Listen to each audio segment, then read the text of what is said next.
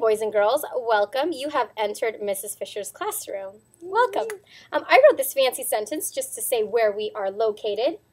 We are in Mrs. Fisher's classroom. How do you like my sentence, Mrs. Well, Fisher? I noticed what beautiful handwriting you have, Miss Mendoza. Thank you. But I also saw something that caught my eye.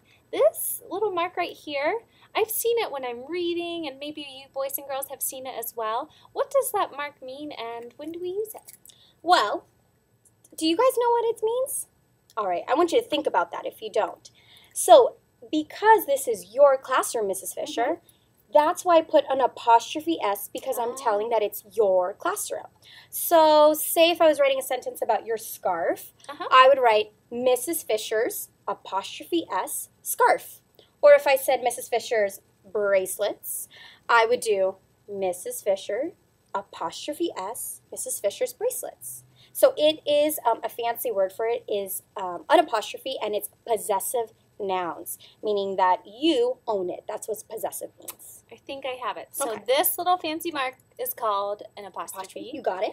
And we use an apostrophe S when we're talking about someone owning something. It's theirs. Yep. Got it. Let me give it a try.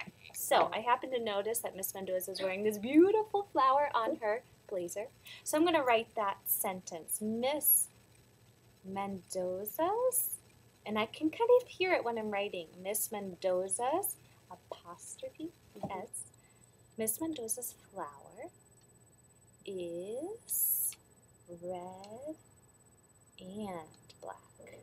Period. I like your adjectives. Thank you. I've been working on it since we've been working on descriptive writing. You're getting very good at it. Thank you. So, how did I do? Did I use that apostrophe S correctly? So let's see. Miss Mendoza's, apostrophe S, Miss Mendoza's flower is red and black, period. Perfect. You got it. Excellent. This is so much fun. I'm going to give another try. So, you know my friend Charles, right? Charles. I love Charles. He is in charge. He is amazing. Charles happens to have, boys and girls, the cutest dog you've ever seen. So I want to describe that cute little dog. Charles' dog is cute and very small. So small. Nouns again. Little puppy. Okay, I think I got it. Apostrophe S. Let's check it out. How did I do? Charles's dog is cute and very small. Well, you did great, Mrs. Fisher. I love the way you put spaces and periods. The only thing is that when there's already an S at the end of someone's name, like Charles, or if it was James, you don't add an apostrophe S. There would just be too many S's. It would be Charles's. And so we just want to take out that S, and then it will just be an apostrophe. So let's move that. Charles' dog is cute and very small. So anytime there's an S already attached to a name, you just add the apostrophe. That's kind of easy. That makes sense. So we don't have to add an extra S if there's already one there. Yeah, you got it.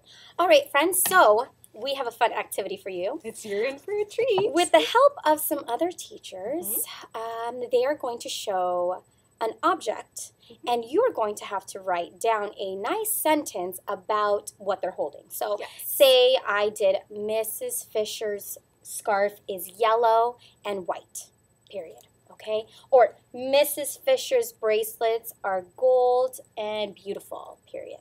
So look for your teachers and then what they're holding, and you're going to write your own sentence with the possessive nouns with the apostrophe.